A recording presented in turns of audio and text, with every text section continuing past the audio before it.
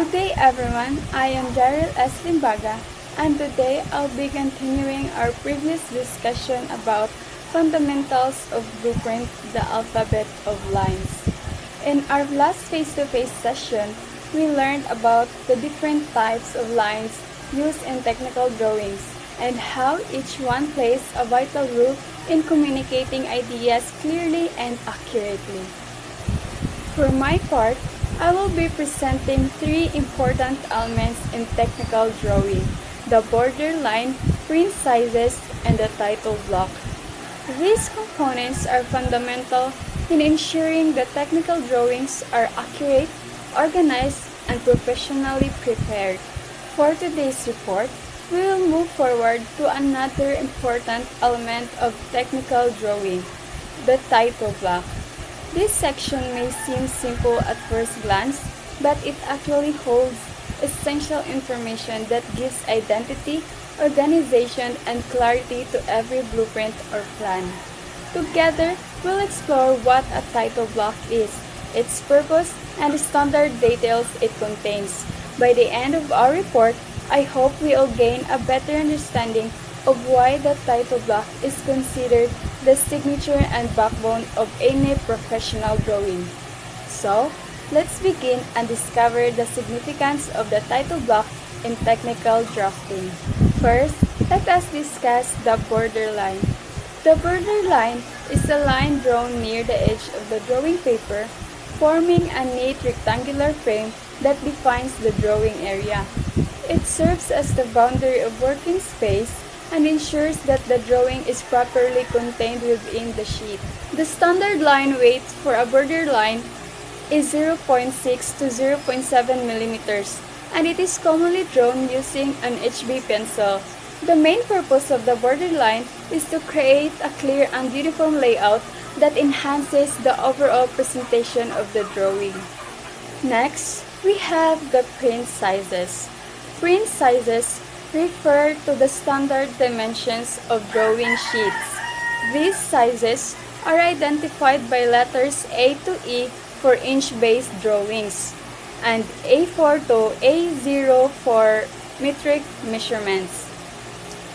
For instance, the A-size paper measures 8.5 by 11 inches, which is equivalent to the A4 size in metric, measuring 210 by 297 millimeters. As the letter of number increases, the sheet sizes become larger. These standard print sizes are important because they promote uniformity, making it easier to reproduce, file, and store technical drawings consistently. Lastly, let us talk about the title block. The title block is located at the lower right corner of the drawing sheet. It contains essential information such as the title of the drawing, drawing number, scale, revision number, date, and the name of the designer or the drafter. The title block functions as the identification section of the drawing. It provides clear details about what the drawing represents and who is responsible for it. This component ensures accuracy, organization, and proper documentation, which are all vital in professional and academic drafting practices. In conclusion, the border line serves as the frame of the drawing, while the print sizes provide standardized sheet dimensions, and the title block contains essential details about the work. Together, these three elements form the foundation of an effective and professional technical drawing.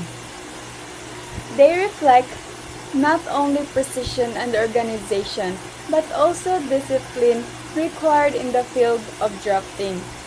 That's all for my part, and thank you for listening. Good day everyone. Today I'm going to tackle about the parts of title block. As we all know, title block is very important for a blueprint or a drawing because it requires informations about your drawing or a blueprint. So now let's dive to the parts of title block. What are the parts of title block? So the first one is part title. The second one is company information. The third one is the size. The fourth one is drawing number. The fifth one is the drawing number. The sixth one is the scale. So now let's go to part title. What is part title? So the title is a descriptive name given to the drawing. Typically, the largest box in the title block. The part title is the name of the drawing. It describes what the drawing is all about. For example, engine bracket, it could be table assembly. This is usually the largest text in the title block so it can be easily noticed. Example, if the drawing shows a wheel or the part title might be front wheel assembly. So, ang purpose sa part title is para dali mahibaw-an or dali mahibaw-an sa kung unsa ang imong gidrawing. It helps anyone looking at the paper to know immediately what part or project it represents. So, think of it nga ang part title is a title of a book. It gives the first and clearest idea of what is the book all about. So, muna siya ang part title.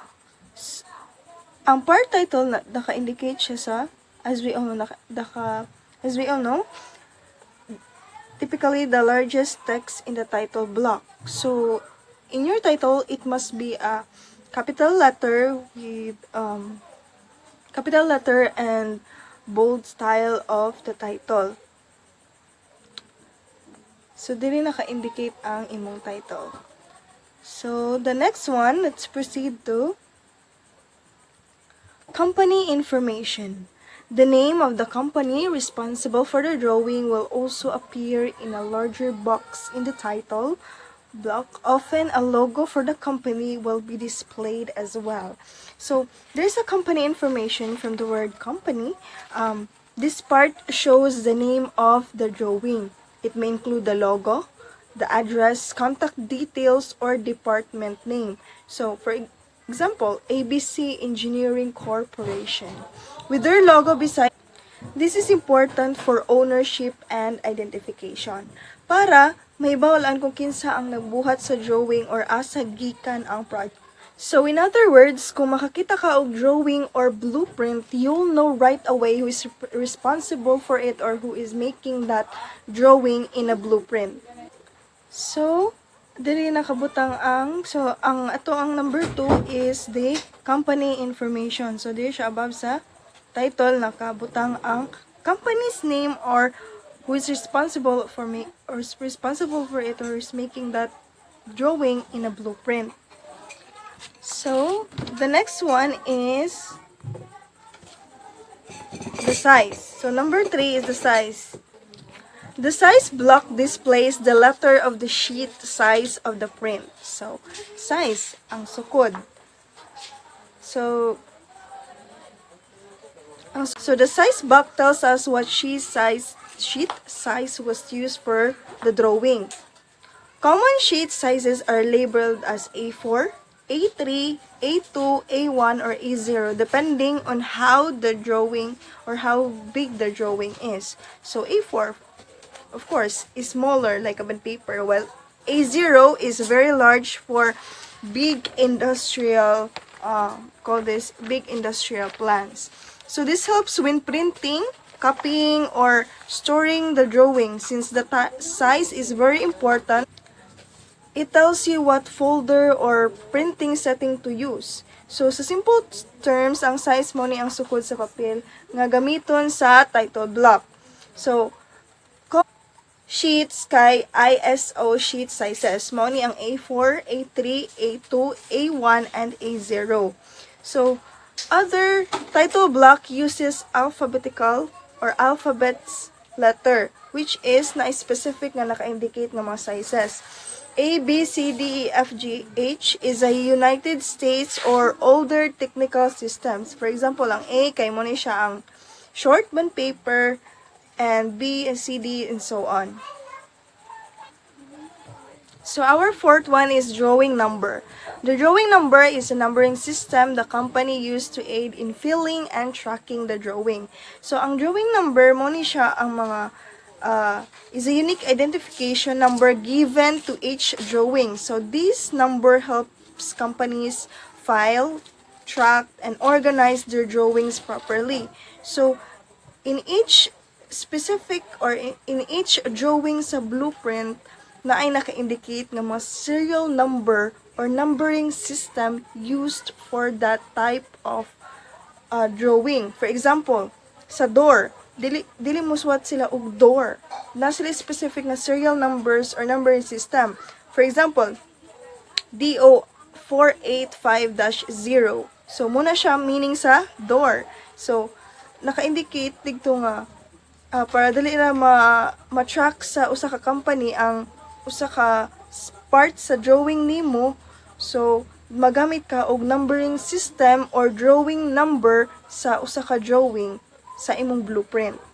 So, companies use their own numbering system so they can easily locate or update a drawing later. So, kung naidaghan drawing sa usa ka project, ang drawing number are like what I've said, serial numbers nga magtabang para ma-organize ang tanan. So, without it, drawing could easily get mixed up or lost. So, that is why ang drawing number is very important. Kaya muna siya mga serial numbers sa imong part, serial numbers sa usa ka part sa drawing or sa blueprint. So, for example, in a car. So, ang car, dili iswat ito car. Na siya mga serial number or numbering system. For example, C-0D 550 baron 50. So, muna siya naka-indicate nga it means car. So, muna siya ang drawing number. And nakabutang ang drawing number diri sa number 4. Here. Sa number 4, drawing number. Next is the part number 5.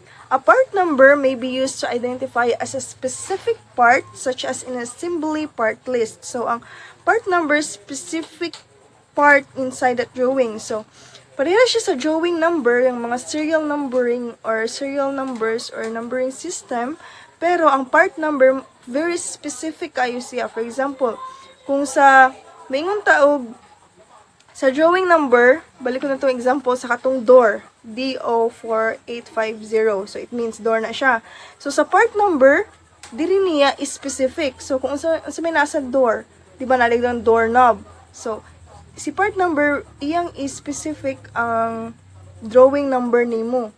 So, for example, drawing number, it could be, doorknob, it could be D-50. So, mga number system na siya used for a specific part sa imuang drawing.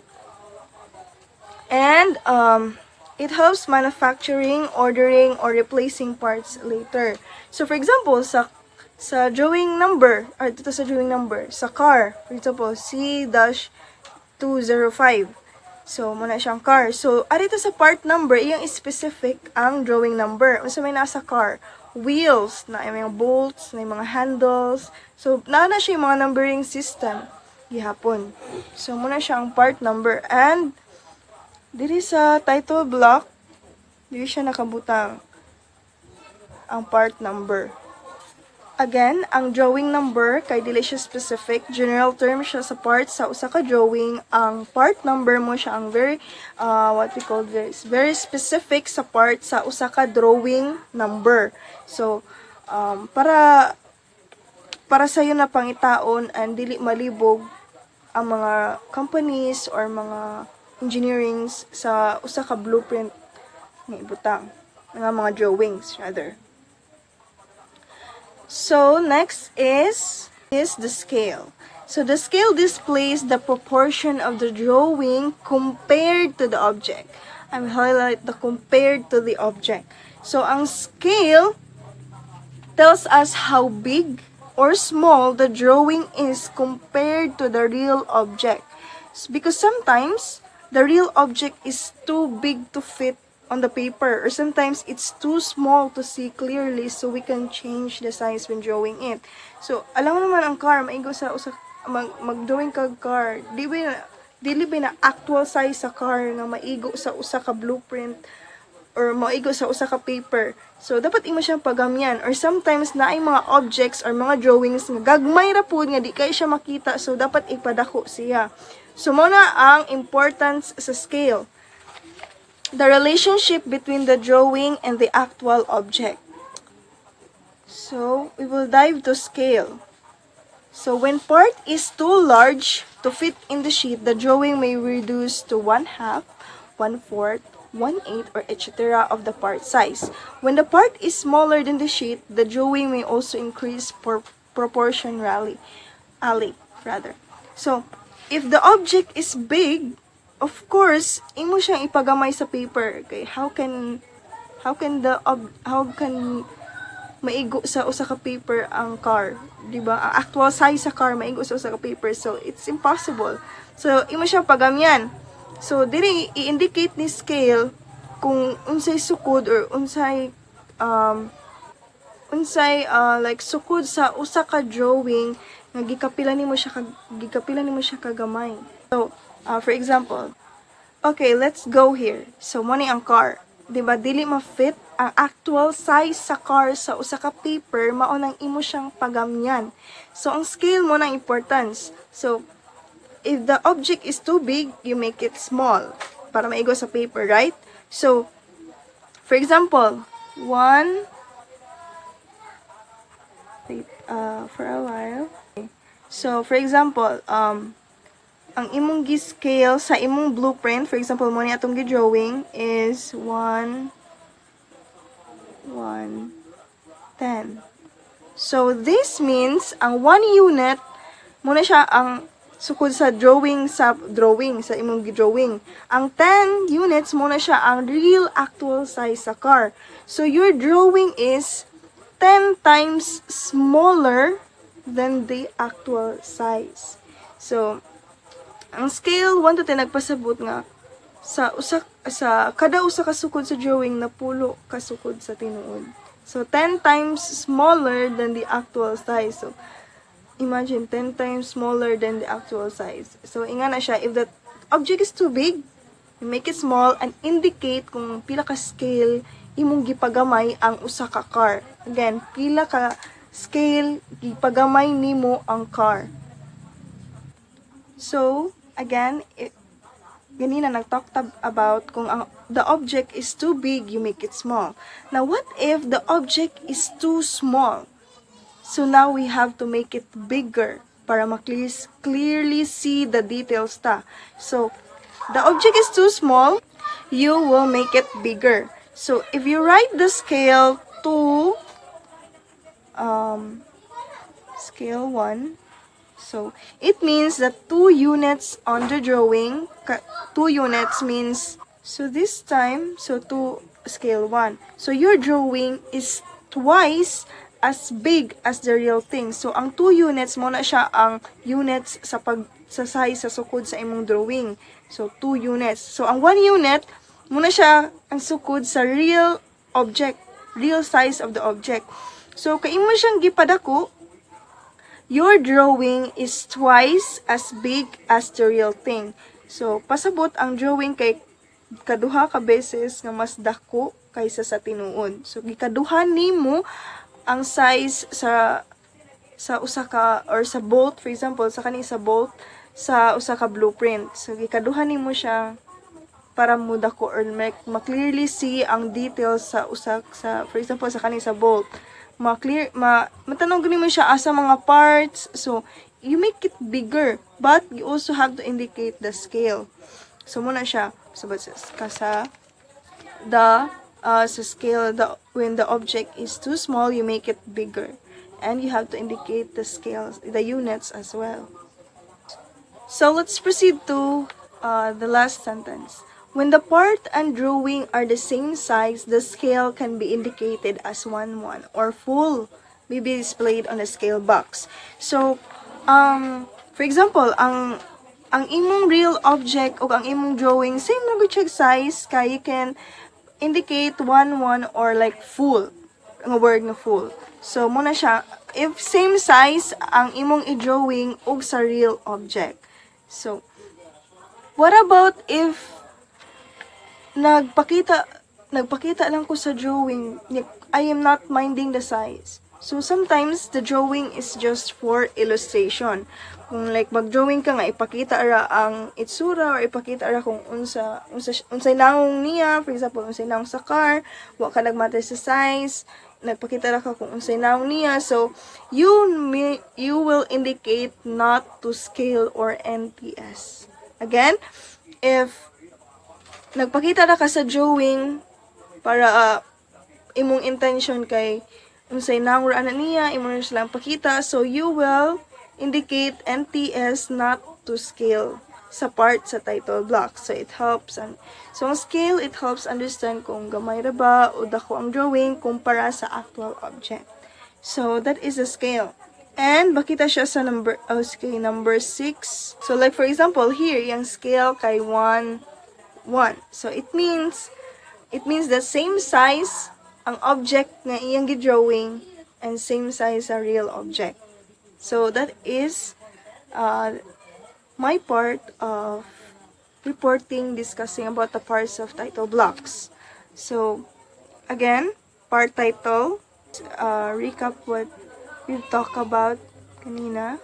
So part title, second company information, third is size, fourth drawing number, 5 drawing number, and part number, 6 kay scale.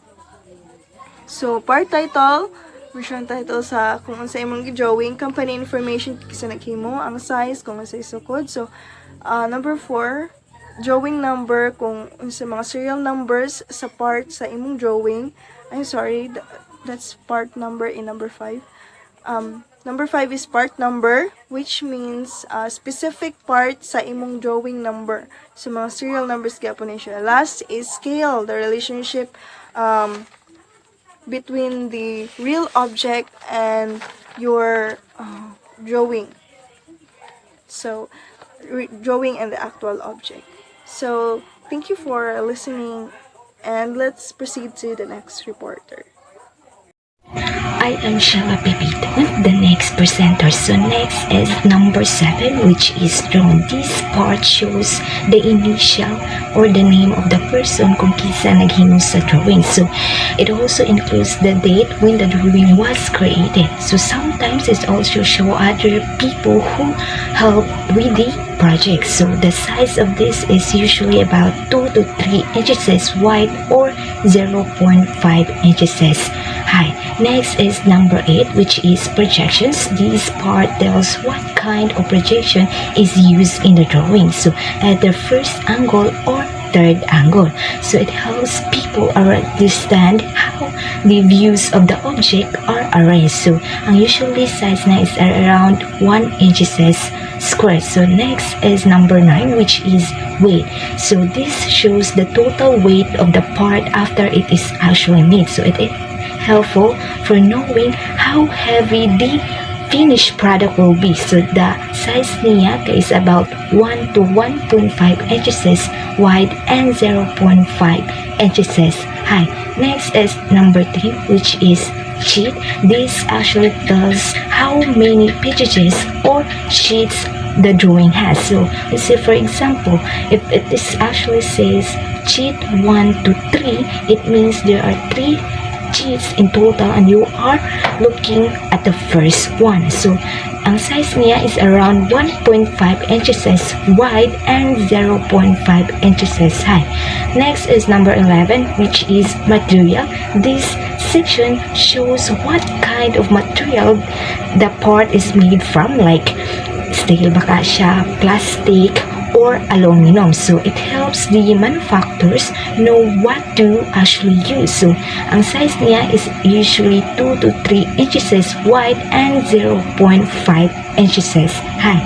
So next is number 12, which is finish. So this part tells what surface finish or coating the part needs, such as paint ba siya, polish, or plating. So it actually makes sure the part looks and performs as required. So the box is about the same size as the new materials box. So ang size niya is around 2 to 3 inches wide and 0.5 inches high. Hi everyone, good day. I am Trisha Macy Paradela from BIA 2A, and today I'm going to explain some importance or the remaining parts of the title block in a technical drawing. These parts are application, tolerance, revision, and zones. Each of these has an important purpose that helps engineers, designers, and manufacturers understand the drawing clearly and accurately. Let's start with application. So it says here that the application block is used to identify the assemblies in which the part is used. So the application block is used to identify the assemblies or areas where a specific part will be used.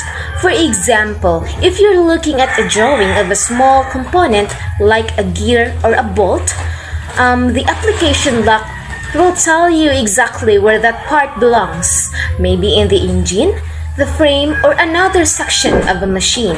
This is very useful because it avoids confusion, especially when a company or project is working on many different assemblies at once. It basically answers the question, where is this part used? So, the application block helps ensure that each part is correctly placed in the right system or structure. Next, we have the tolerance. Now, tolerance is one of the most important elements in a drawing. The tolerance box shows the amount of variation that's allowed in a measurement, because in real life, when we manufacture or produce a part, it's almost impossible to make something perfectly exact. So, a small amount of error or variation is accepted.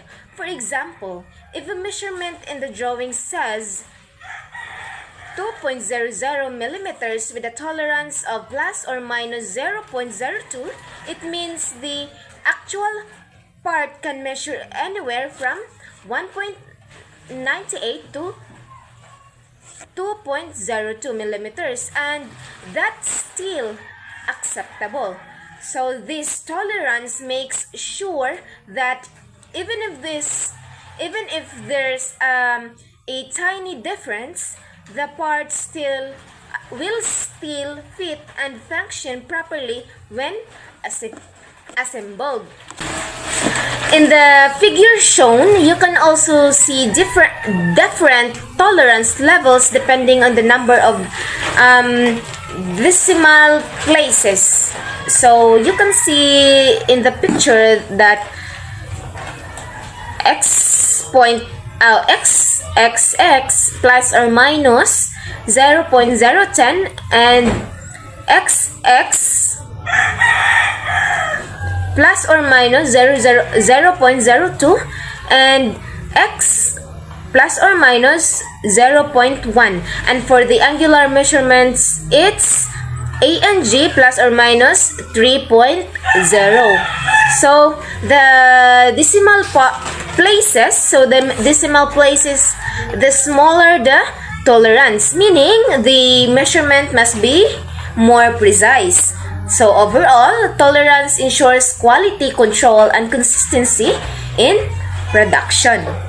Now, let's move on to revision. A revision means any change or update made to the original drawing.